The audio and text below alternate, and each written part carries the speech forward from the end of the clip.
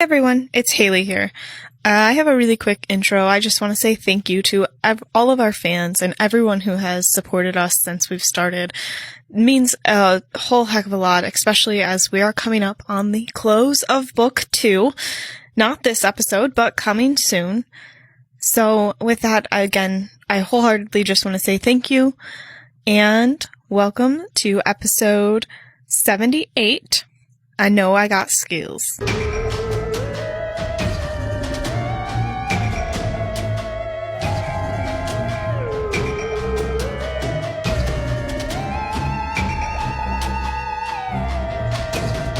Do you like liquor and things that go boo? Then buckle up, listener, cause this one's for you. Prepare yourself for the Hideous Laughter Podcast.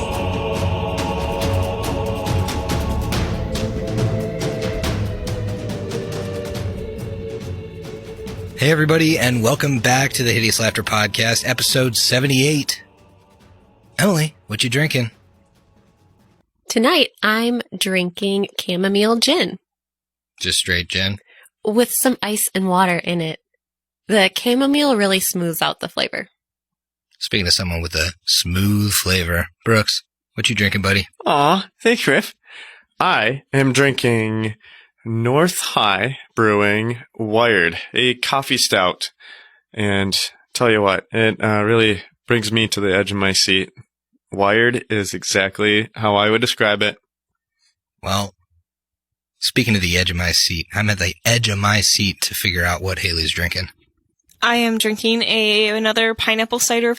Same thing as last time? Yep. I forget if that's what you had. Yeah. And the happy Patreon boy, Steve, what you drinking, buddy? Yeah, Griff, I am the happy Patreon boy today because I'm drinking some bilge water. Oh, that sounds bad. It's potable. Literally just a gin martini. I believe it was referred to us by the Hora. I'm drinking it for the first time out of my big slurp cup that my good friend Jeremy gave us. Yeah, it's just like a cup of liquor, but I like it, so that works. It's a pretty big mug you got there. Yeah, I was pretty generous with the pours here. Emily's trying to get a picture. The slurp is facing towards me. It's not going to come out in the picture. I'm sorry. That's good. Nice. I think a real gin martini, though, would have dry vermouth, not sweet vermouth. Yeah, I think that's the only difference, but you're very close. Hey, does the trick, man. Speaking of something I'm hoping does the trick, for the first time ever, I found this. I think it was teased sometime in summertime that Four Loko would be making a hard seltzer. Lo and behold, the gas station by my work had one.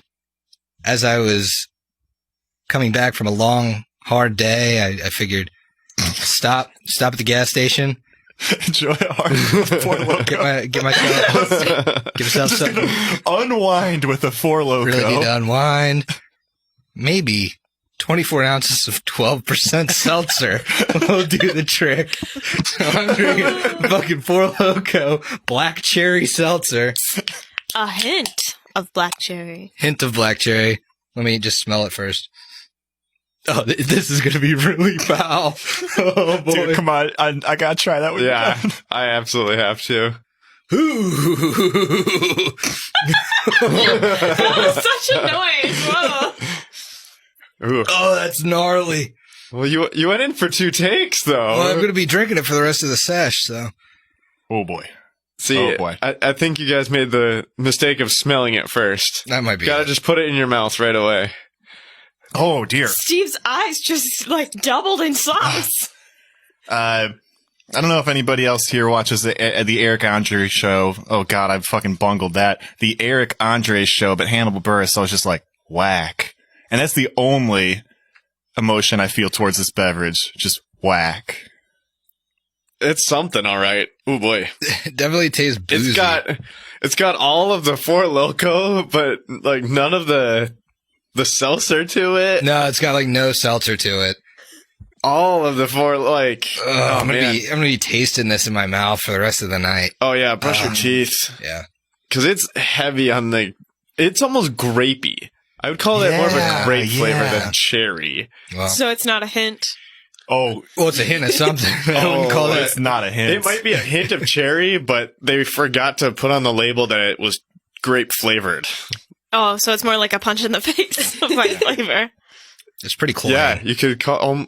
Yeah, never mind. There's a short online with a grape flavored children's drink that's really funny, Oh, and well, everyone just that's kids, you know? seen it is Yeah. Yep. So we don't have to roll because next episode we're drinking a team drink, we are sharing the burden. sharing the load. But you guys leveled up last episode. Woo! Yeah, you. So I'm excited to hear a cool thing that you got for level 7. Emily, what'd Freya get? I know we don't know that much about her yet, but I'm sure she got some new cool stuff. She did. One of the things that everyone has seen already is some channeling of positive energy. And instead of just having 3d6, she now gets 4d6. Oh, shit. I shouldn't have let you guys level up. I knew it. We're probably going to need all the healing we can get. Oh, yeah, I can almost promise that. And she now has 4th level spells. Oh, sweet.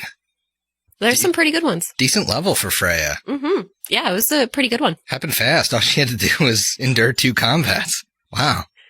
That's what I get for keeping everybody on track with milestone leveling. Haley, what Eclipse get?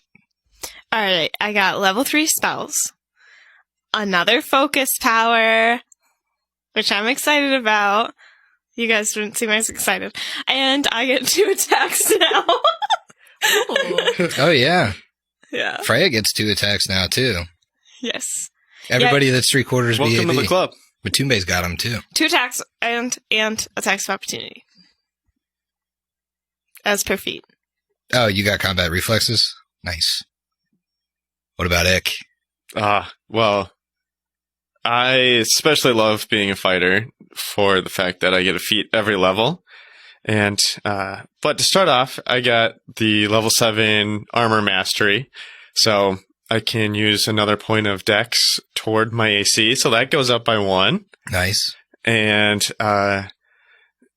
Ikmer finally learned how to hold the tankard right to where he can use it in combat. So, they catch off guard. And so he can, use that at full BAB now, which is fantastic. All he had to do was, instead of use it like a regular cup, just turn it around so it's more of like a brass knuckles. Oh. It was that easy. It was that easy the whole time. Yeah. And last but certainly not least, would Matumbe take at level 7? All right. So I want to preface this. A while ago, we leveled up to level 6. And when we did, Tim made a joke about Matumbe multi-classing because he was too overpowered. And I laughed at that. But then I thought a long time. Oh, no, Steve. No, you didn't. And I looked at level 7 for Inquisitor. Buddy. And I was not excited about it. So for the first time ever, for myself, I've never done this, I have multi-class. Fuck. What could possibly mesh with Living Grimoire? Let me tell you, Griff, I can't say this for certain because I have not listened to every Pathfinder actual play, but I would be willing to bet that I am the very first actual play Inquisivestigator. Holy shit. Yes. That's amazing. So, what does that get me? First of all, I gain something absurd, like 40 fucking skill points. Because nearly every single one of my skills now is a class skill. Because the Inquisitor class skills and the Investigator class skills complement each other very well. Additionally, I get something called Inspiration. Essentially, because Matumbe is so incredibly smart, anytime that I have to roll a spellcraft, linguistics, or a knowledge check, I can for free add a d6. Additionally, I have a pool of inspiration points. I have 7 of them that I can add d6s to other skill checks. Now I can also add d6s to attack rolls and will saves. I'm sorry, attack rolls and any saves, but I have to use 2 of those inspiration points. So effectively, I'm getting 3 free D6s in combat, and then a bunch of skill check stuff. So not only did I take a new class, but I also took an archetype of that class. Oh, yeah? I took the Empiricist. Oh, I knew it. Yep. That gives you a bunch more things based off intelligence. That's correct. So at level 2 of Investigator, when I get to level 2 of Investigator, a ton of my skills that key off of other abilities are going to flip to Intelligence. So I'm going to have another, 30 or 40 point bump to my skills. Dang. So, all said and done, I really don't know how this is going to turn out, but I feel pretty passionately about this. I've put a lot of thought into this, what I wanted to multi-class into, and I know this is a little bit of a roll of the dice, but hey, that's what we do on this show. And to celebrate, I downloaded a soundboard. And every time I roll inspiration, I'm going to play a drop. Are you playing the drop first right now? I'm going to play the drop right now. Oh, God.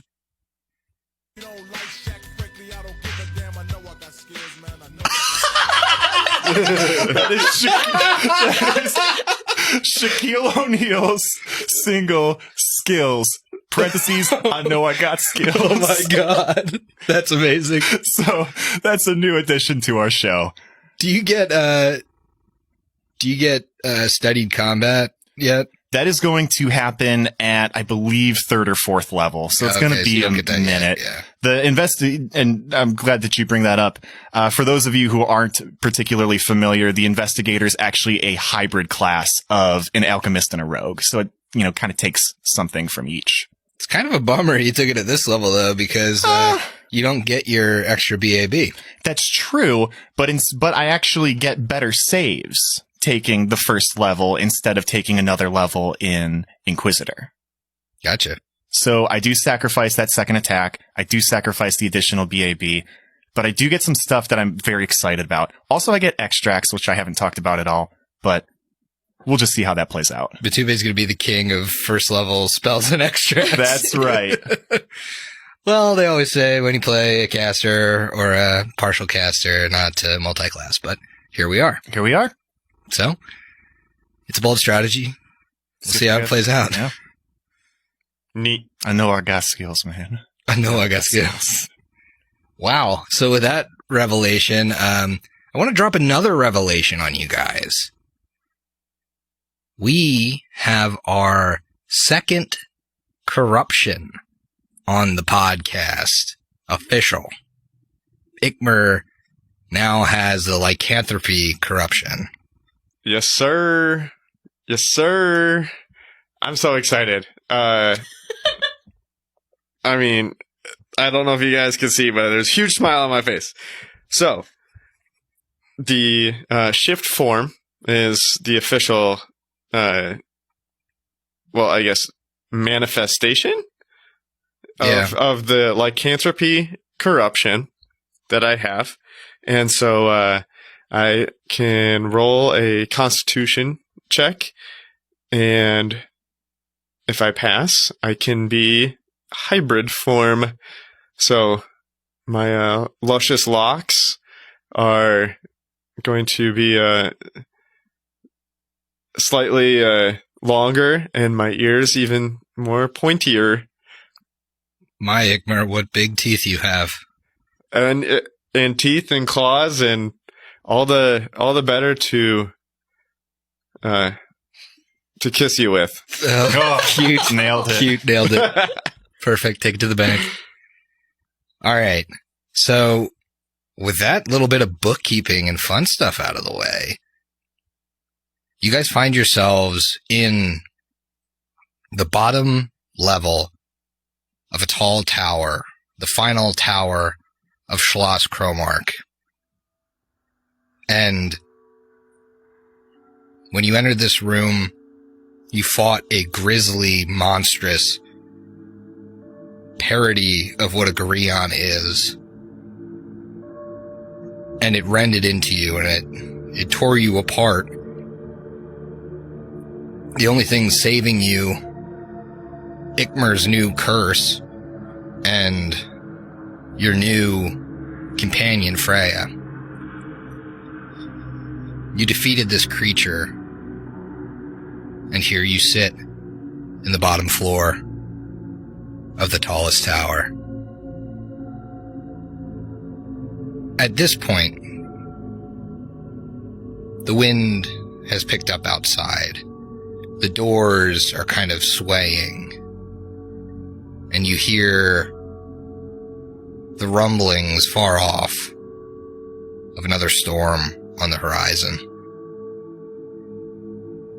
Uncharacteristically for maybe Lepidstadt or the rest of the area, this gorge in particular seems to really attract these storms. What do you guys do? I mean, I don't know about everyone else, but I feel fairly spent. Everyone else kind of in that same boat? Yes, definitely. Yeah. Yeah, it's been a long day so far. I mean, if you think about it, Matumbe and Ikmer have been awake for a really long time. Think about the day they've had. They woke up after getting the shit kicked out of them by a mummy, went across the way, got the shit bit out of them by leeches, got attacked by gargoyles, got kissed, rode back to town, rode back here, almost having died, decided to continue on, had their friend die, had a funeral, went back in. You guys have had combat after combat after combat. And yet, probably with the goods that you got from town, you're still trucking through. So yes, I understand feeling spent, because if you go much further, you will enter into pretty much the stages of exhaustion. You might skip right over fatigue. The adrenaline of losing a companion and these fights is kind of wearing off. I hate to be the one who says it, but we assuredly have a large battle ahead of us, and I am running on empty here. I need to rest and recuperate before anything else. Yeah, I want to be ready, because I don't want to have to run away. Whoever killed Lyra needs to go down. So, I think it'd be good if we really set a good watch schedule and rested. I want to be 100%. There's no way I want her getting away.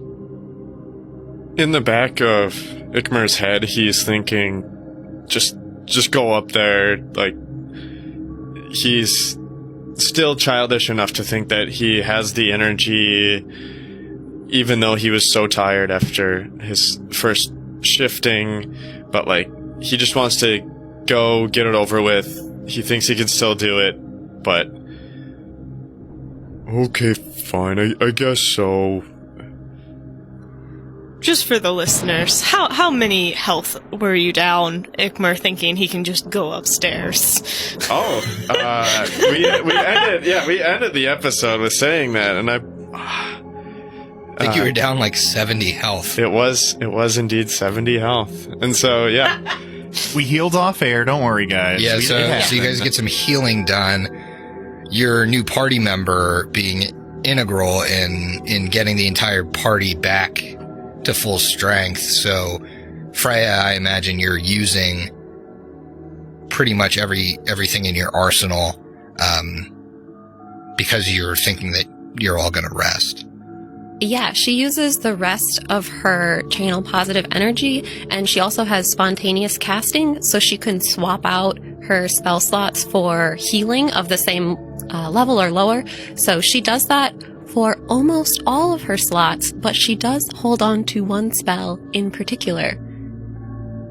So as the rest of the party is wanting to calm down and sleep, she agrees. We could all use a bit of rest. I have a letter to write first. And she sits down, pulls out a little scrap of parchment and some reading glasses, and starts writing a letter. Mikhail, I'm sorry to tell you this in a letter, Lyra's passed from this world. She gave her life trying to save a friend. We're close to the one who caused her death. Dr. Saloom won't be able to hurt anyone else after we find her. May Erastil grant you peace. Freya. And she's gonna roll the little strip of paper up, walk back to the door, creak it open, and put a few little seeds out as she casts Animal Messenger and calls a small bird. And through the storm, not a small bird, but a large shape approaches, and it descends, and you can really make it out even from far away. From these roiling dark clouds, you see it descend. A white raven lands. It pecks once or twice at the food before grabbing the message in its beak and flying away. And as it leaves, you can see, especially as a dwarf, this bird in particular's wingspan is immense. It's much bigger than any raven you've seen, maybe 5 feet across. It swoops into the night and almost seems unfazed by the wind and the rain. That'll definitely make it through the storm. My message will find its recipient. And as you close the door, make a perception check. I mean, with this letter writing, I guess I was assuming Freya would be doing first watch then? Or... Yeah, sure. If she'd stay up while everyone's going I to imagine sleep. you guys have some time. Like, Gotcha. At this point, after the fight, it's maybe a couple hours before you actually bed down so you can have a normal night. I see. I'm assuming you would want to sleep at night. Because realistically, I mean, the day happens kind of quickly. Even with the funeral and stuff, it's probably only early evening when you dispatch of this. 21? With the 21, you notice as you shut the door, schematics on the back of it, written in chalk. The rest of you can go ahead and make a perception check as well.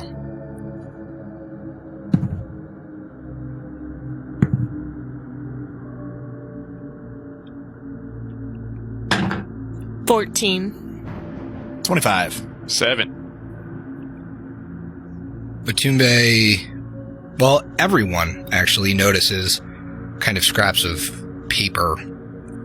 As the door opens, they rustle in the breeze of an open door. And they're relatively scattered haphazardly among the room. And Batumbe is the first one to put together that these seem like notes about something. And he with now his increased knowledge thinks these were notes taken on a device. These scattered papers seem to be some sort of device that may be mechanical in nature. I'm not sure what for. Griffin, is there an opportunity to roll like a knowledge engineering or something? You can make a linguistics check as these are written in code. Well, that's one of my inspiration-free skills. So, for everyone at home, God damn it. We're not doing this every time, are we'll we? see.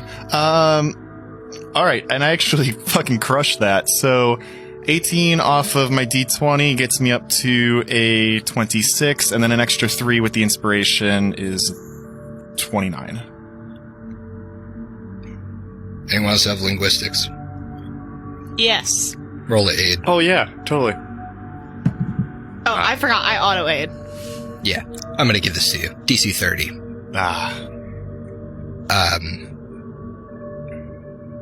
you can decipher enough of the notes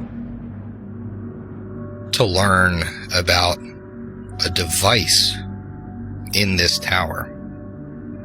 And it continues to be referred to as the bondslave thrall. Okay. Further, you learn, and again, you're rifling through these notes, you're taking your time with these couple of hours before you go to bed. And what you can pick out through the scattered musings and trying to fit the pages together in the right order, this thing can control the Beast of Lepidstadt. Well, that's how they got him to rob shit out of the museum. Nice. Eclipse, because Eclipse and Matumbe are working together. You see here, are you seeing what I'm seeing? Looks like our friend Larry is a puppet to this mechanical device. Yeah, I kind of wonder, where could this device be now? And it's maybe at this moment that Freya alerts you to the schematic on the back of the door. I found something over here. I don't know what it means, but take a look. What Sure. kind of... And Freya, you can actually help with this because this is a knowledge arcana. Yay! So I don't know if Wait, you guys want to I'll like aid. group aid I will aid. and rely on Mr. I know I got skills, or I got a static 13, a D20, and a D6. Yeah, no, I'm gonna Yeah, aid. I'm gonna Alright. try to aid. Well, I auto-aid. I don't aid. All right, off my 2 dice, I've got 18 with, what you said was Arcana? yeah. Okay, 31 before any aids. And then Emily, you said? Or No. Haley, you said? Okay. 33? Yeah, you recognize this is, this functions like a lightning rod. You imagine it's at the top of the tower. Further, you can make out, and I think it's because you studied so hard, these previous notes, this is not in the same hand. Whatever's written here was written by someone different. Oh, interesting. It's in this like scratchy, tight handwriting. And you can notice there's some scratches on the wood next to it. And you see several levers and knobs and mechanisms. Matumbe, you receive a +2 on any attempt to activate the bondslave thrall. Ooh, okay. I don't know if I want to do that, but good. So just to put 2 and 2 together here, we have the schematics for the machine itself, and we know this building functions like a lightning rod. Is it ridiculous for our characters to think if it's a machine that could be powered by electricity, and we are standing in a literal lightning rod, that it's at the top of this tower? It's not ridiculous at all. That's what I was trying to give you, is that it's a lightning rod, so it's clearly not inside. I didn't want to draw any connections as like outside of the game. That's what I thought immediately. Cool. Yeah. So, Matumbe, you likely think here that, it would require going to the tallest heights of this tower, and you know that the bondslave thrall is a mechanism at the base of this lightning rod. Mm-hmm. So the lightning rod basically absorbs the energy, and you utilize the device when lightning is struck. I can't say for certain, but I think I may be able to use this device. And furthermore, I think we're standing right below it. Whoa, Matumbe, I mean, you wouldn't really control Larry, against his will now. I mean, that wouldn't be very nice. Everyone make an intelligence check. 18. I guess I'll make one. I rolled a natural 20. Mine fits my character. Okay, so a natty 1. Maybe.22. 22. Yeah, so everyone but Ikmer thinks on this and I think Ikmer actually sparks the idea. Why would you want to control our friend? And then you think of the implication. And you think of the person in this tower that's working against you. And you think that if she has access to this, she could control Larry. Ikmer, no one wants to control Larry against his will, but if it's controlling him to be on the good side, ours, so that he's not controlled to work for the bad side, what's the lesser of two evils? Well, I guess you have a point there.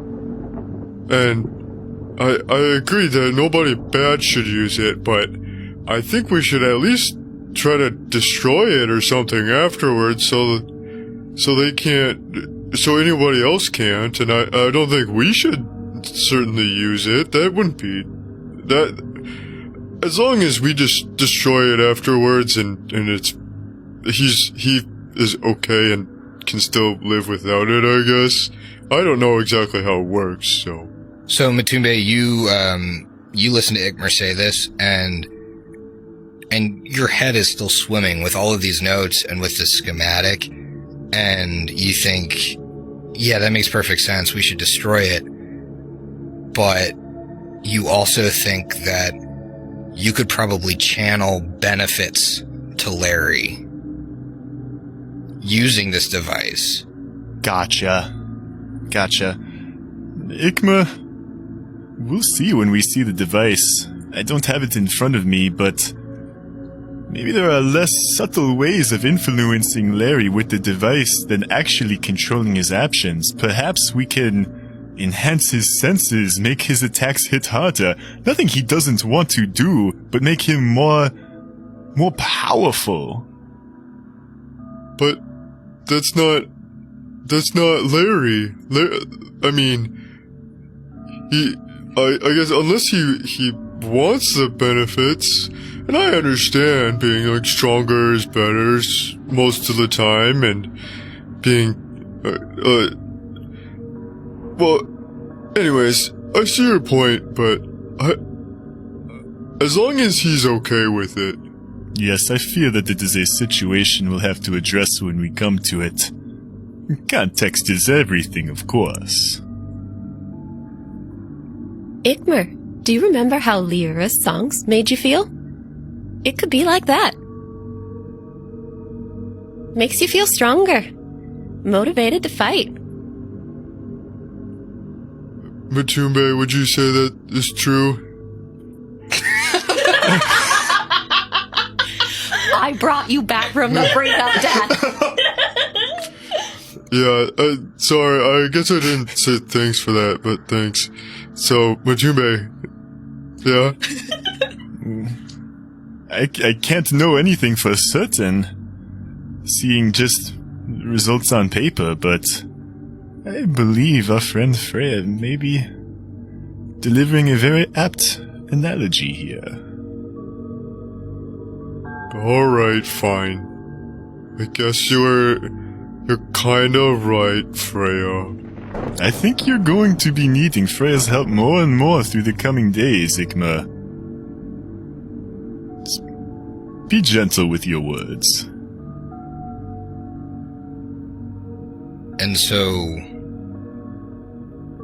you study a little bit, and are you barricading yourselves in here? So anyone can make a knowledge arcana check on the hatch you saw when you came in. God damn. Well, I auto-aid Matumbe. Ooh, I do. This is gonna be like stupid high. I got oh shit. Hold on. What was the knowledge again? Arcana. All right. You have 2 aids. I have 32, 37. It's in the 40s, man. Jeez. You know that this adamantine trapdoor would burn a flesh golem or the like. A golem in particular trying to open this wouldn't be able to open it. I'm sorry, is this the door going outside or It's like the maybe door up the going stairs? upstairs. Upstairs, It's okay. the trap door. I think if we barricade this door, frankly, there's no flesh monstrosity that could get through it. Maybe Dr. Saloom's a different story, but I'm sure she'd make some sort of racket opening it up. I think we're safe here for the night. All right, let's set a watch schedule. So you guys set a watch. It sounded like Freya maybe takes the first watch. Eclipse would like to take the last. So Eclipse takes the last watch. So you guys are resting for like 12 hours. So maybe Eclipse falls asleep early in the evening Oh yeah, no, she'd be out. after she realizes she's done her last aid for Matumbe. She was asleep. And the rest of you follow suit. And Freya. God damn it. I knew it was coming. I knew I was going to fuck it up once. Better cut it. No, leave cut it in. Leave it in. Freya takes the first watch. And everybody else, while they're sleeping, we fade. And we enter in a well-lit living room. The fire roars in the fireplace, and we hear a rocking chair.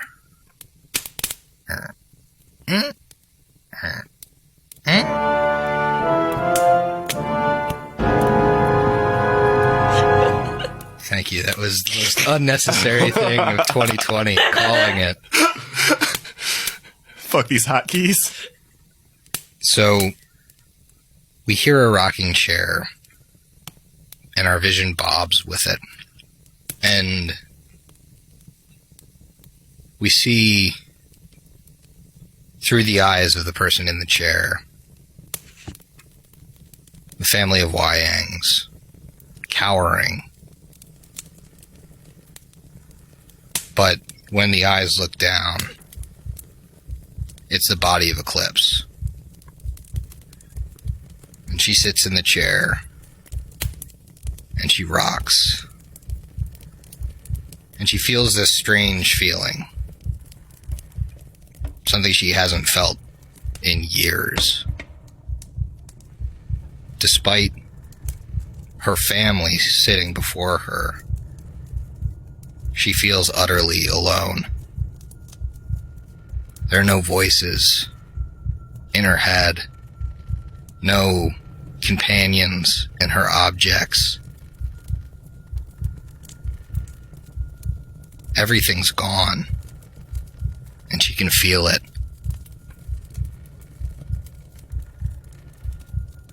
And she turns to her family, and she asks them to tell her a story. Tell her something really interesting about the time since she's been gone.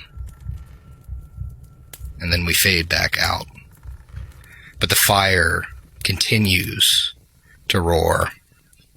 The cold, dark walls of this room surprise Matumbe as he wakes up. Stone and extravagance are what he sees around him. But he can hear the crackling of a fire from downstairs. It must be large. And he dons his clothes and clasps his book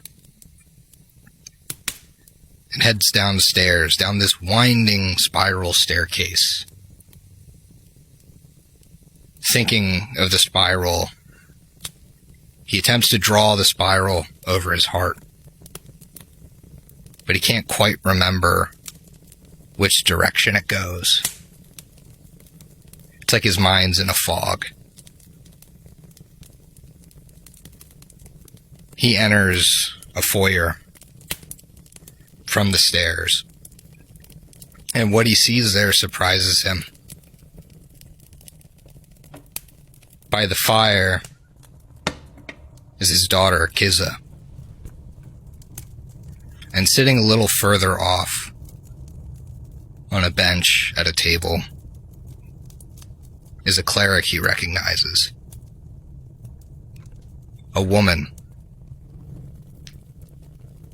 He remembers she tried to save his daughter.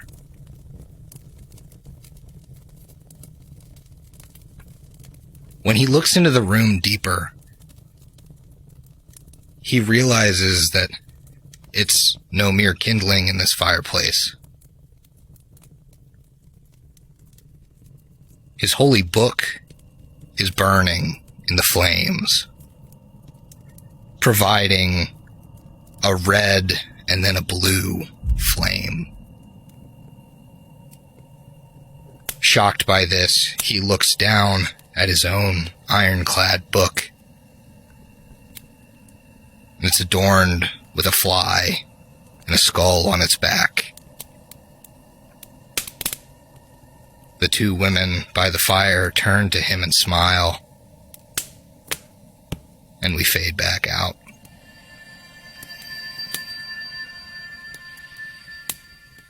At this point, the watch shifts, and I think Matumbe probably takes the next watch so we can get a full night rest. So Matumbe and Freya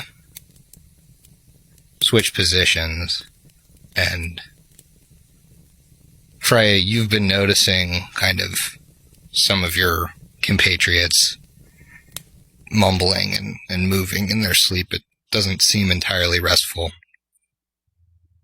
I don't know if you say anything to Matumbe. Did you sleep okay? The storm's pretty wild out there. It must be messing with my mind.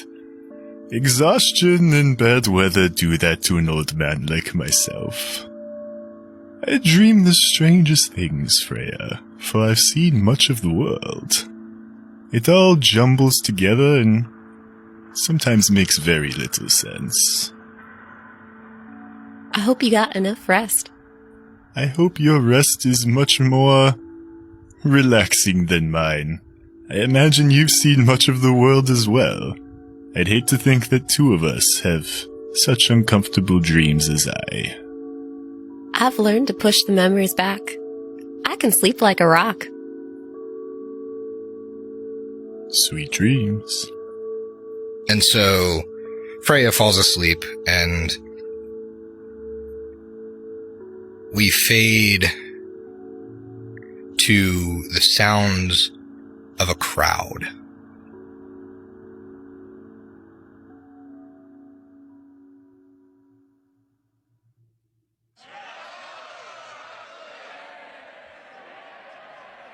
And this crowd appears to be cheering for you, Ikmer. But this is no ordinary crowd. It's a group of wolves. In human form and in hybrid form. They cheer and all face you. And the first person in this crowd is a taller, older, gray half-orc. You can see the gray in his skin matches the hints of gray in his beard and his hair, and his yellow eyes look up at you with pride.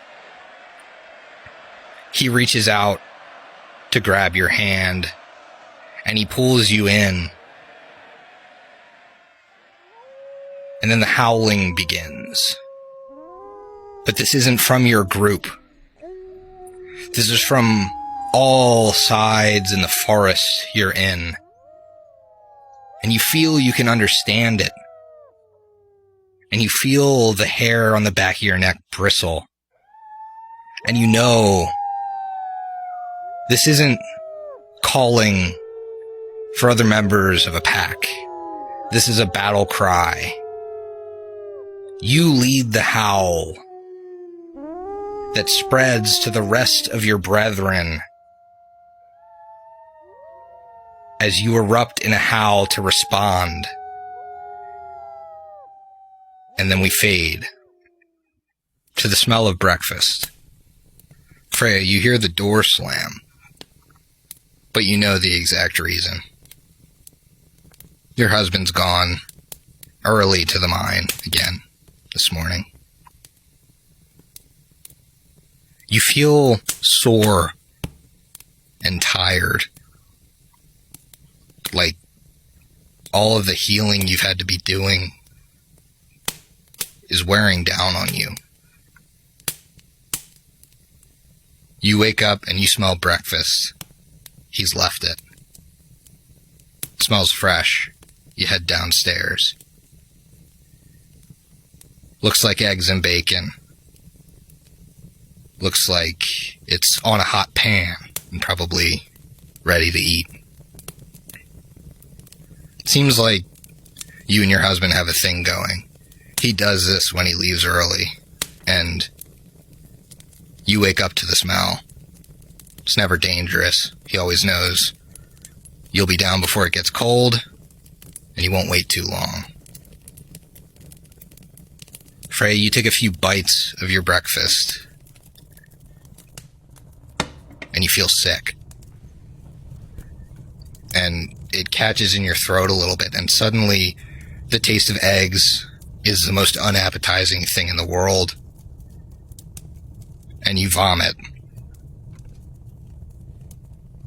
And then you think, and you wipe the vomit off your mouth and you smile. You've been healing people and tending to people a long time. You know what this is.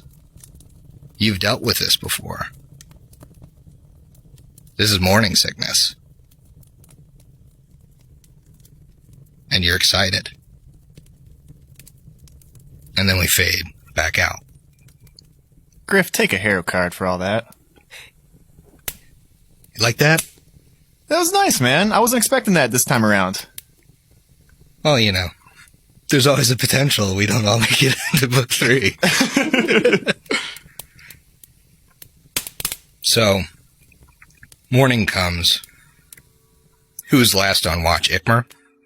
No, Or Eclipse. You hear a pound on the front door. And it shakes the hinges, but does not open. Who is it? I don't know what else to do here. You say that loud enough to hear. Yeah, loud enough to hear, and also loud enough that the rest of them would, and I'd be like, obviously I'd be standing near them, so I'd kind of either, I wouldn't want to bend down because obviously I'd be standing and they'd probably be laying on the ground. I might, like, gently nudge them with my toes. So they'd hear between you saying that and kind of you nudging them. It's me, Eclipse. Let me in.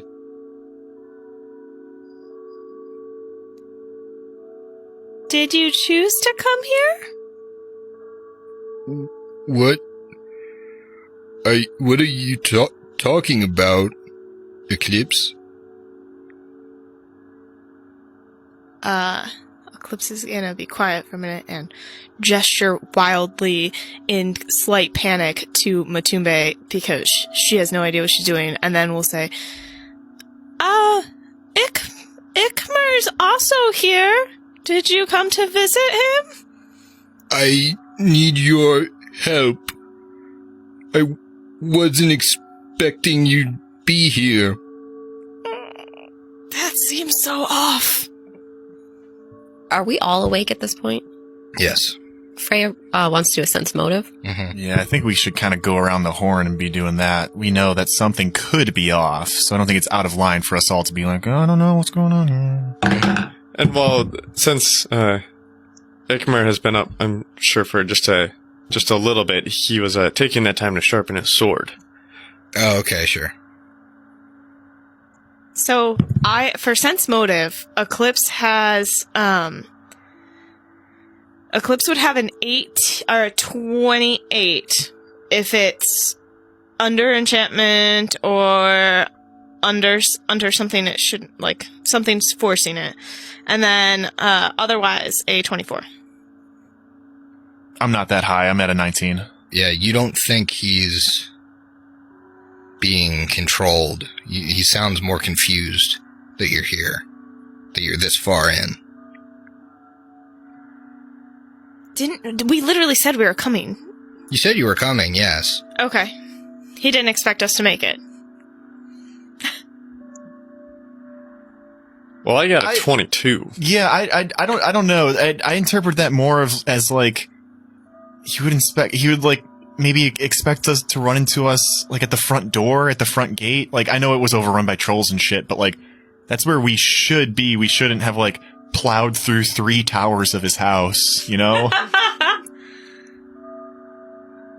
That's a very fair assessment. So I think we kind of all look at each other. We're all getting the vibe that, you know, he's not lying. Well, I mean, we should let him in, right? And at this point he says, "Quickly, before she sees." Well, with that, let's pop it open. Let's go. So you open the door, and you see in front of you the beast of Lepidstadt. But this beast looks prepared for something dangerous. His silhouette blocks out much of the frame of the door, but you can see hanging around his shoulder and ready in his right hand a huge ogre hook, brandished as a weapon, and across his back a double crossbow that looks more akin to a ballista. He scurries into the room once the door is open for him and slams the door shut behind him. Everybody be quiet. She's in here. She's waiting for us.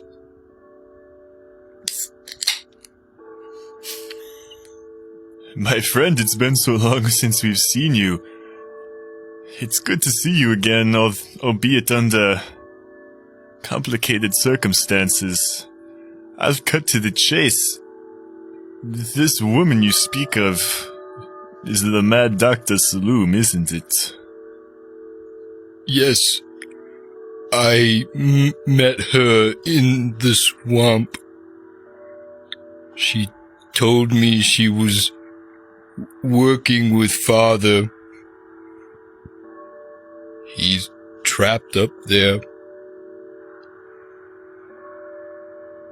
She tried to bind me when I came back, tried to hurt me. She made me fight my brother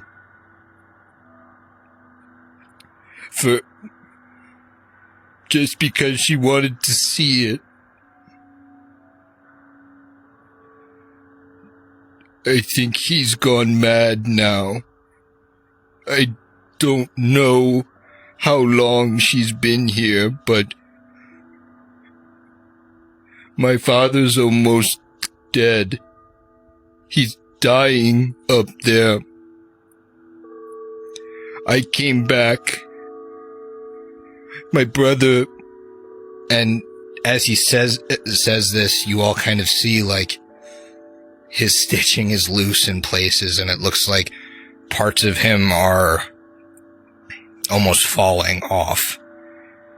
And he continues, my brother pushed me from the tower onto the rocks at the bottom.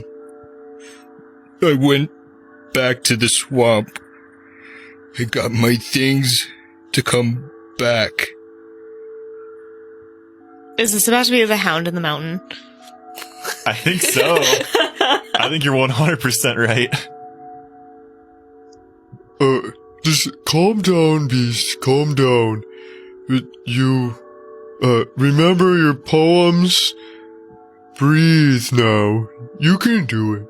Igma, there is no time for poems. Not now. Oh, you also probably don't recognize me with my hair. You As had long hair as it last is. time I saw you. But it's much longer now. I thought that was weird, but I'm also a stitched together man, so I tend to let things slide. Well, you're very observant, but thank you.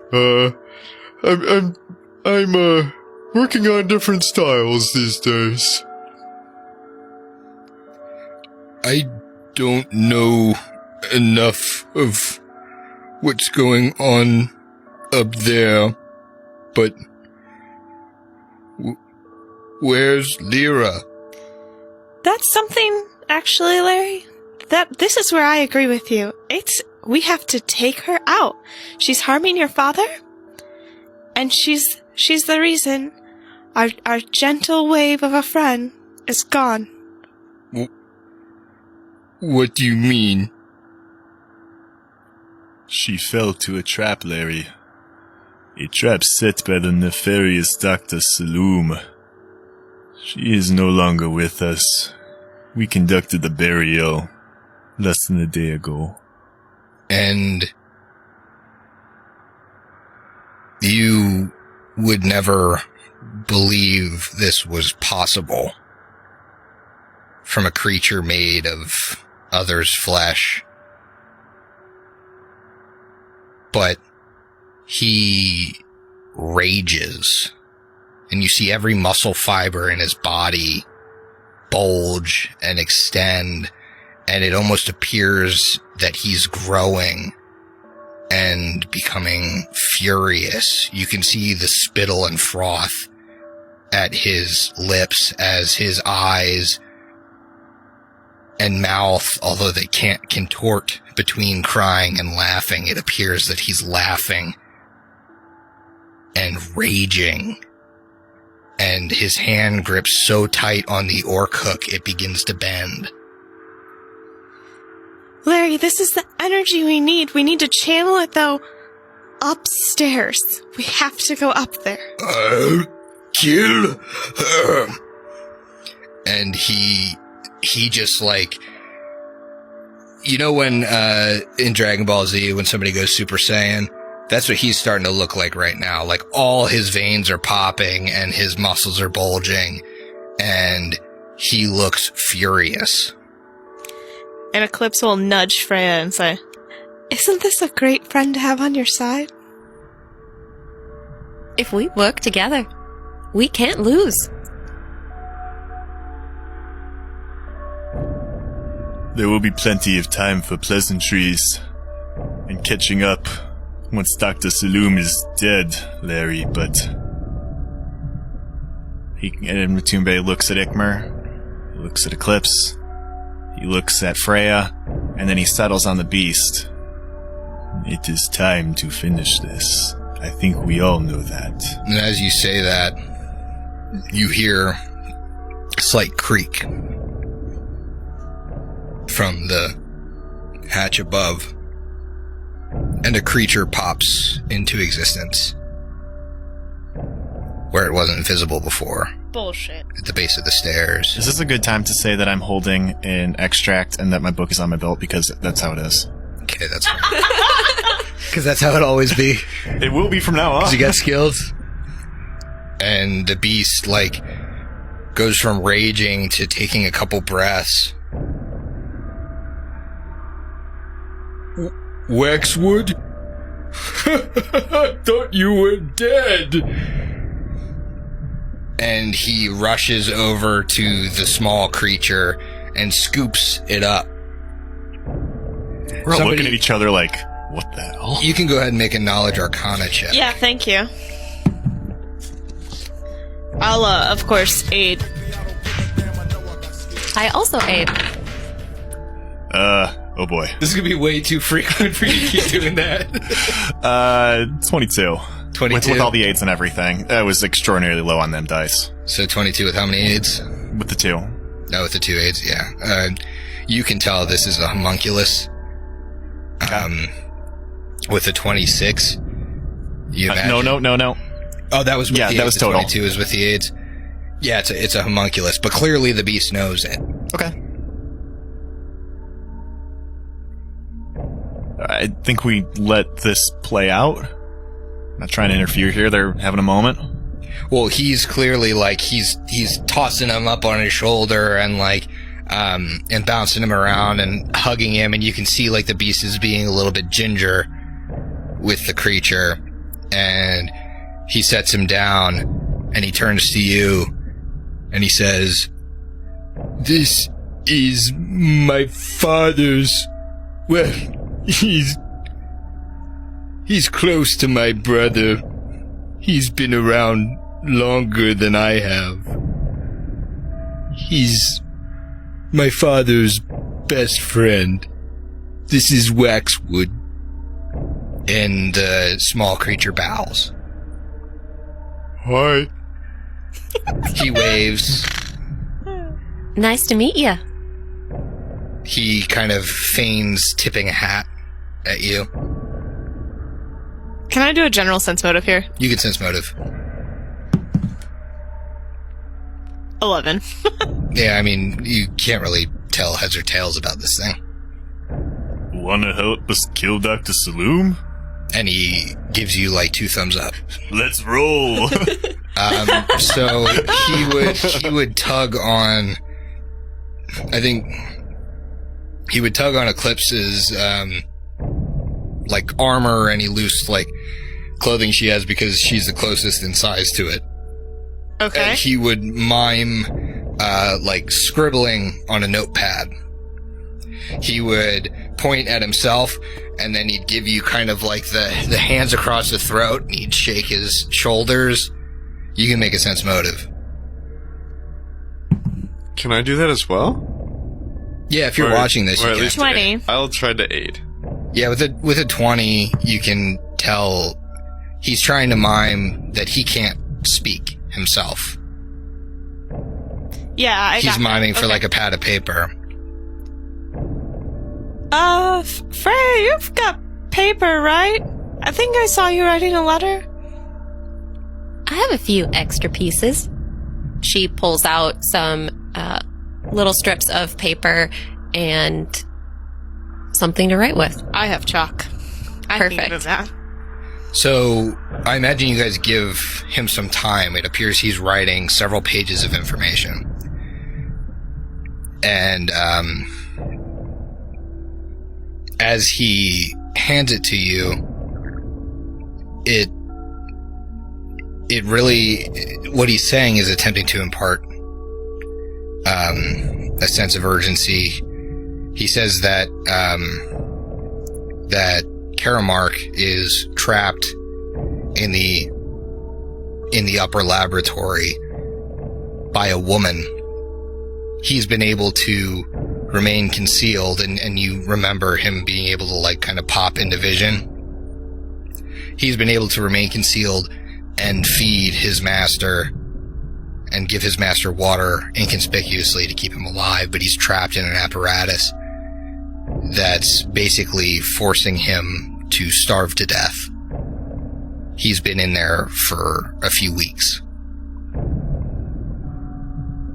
He writes that he is suspicious, that the doctor is getting suspicious of the longevity of his master.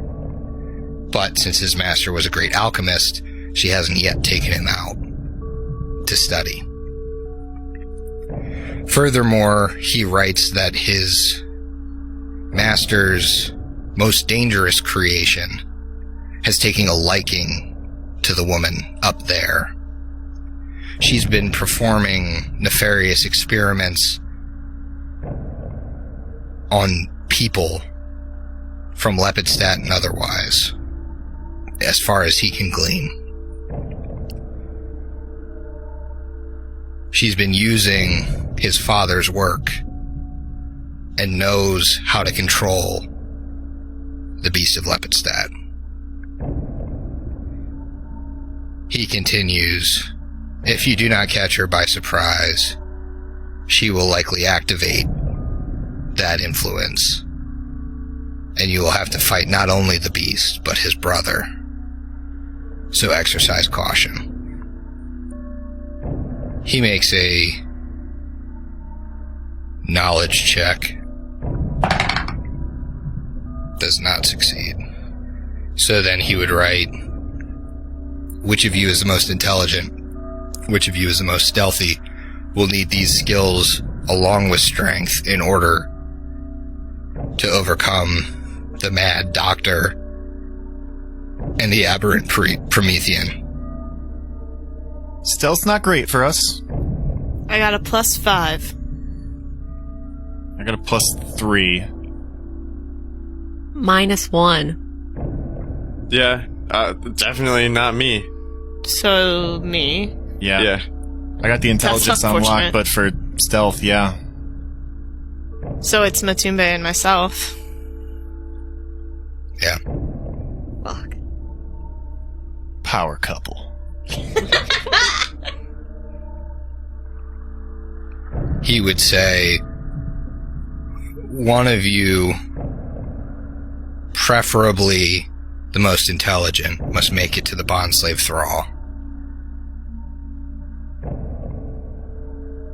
The aberrant Promethean is up there somewhere, though I haven't seen him in days. The doctor is up there experimenting. She knows you are here. And that's where he ends his note. And as you guys formulate a plan to head to the top of the tower and face both Dr. Saloom and this aberrant Promethean, with the Beast of Lepidstadt, with Larry at your side, you all pull a drink out of Ikmer's flask, and you finish your drinks, because we'll see you next week. Aw, yeah. Cool. I knew it.